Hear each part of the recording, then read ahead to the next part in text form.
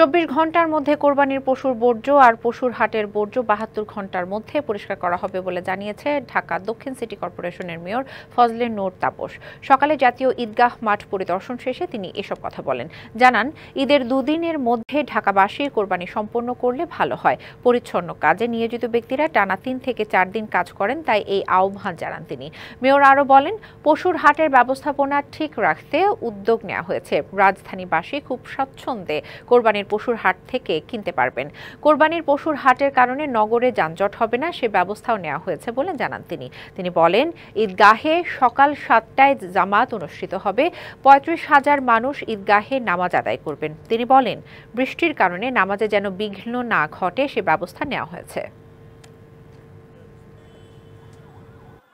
নগদে 500 টাকা বা তার বেশি পেমেন্টে পেতে পারেন ঢাকায় জমিসহ 20 কোটি টাকার পুরস্কার।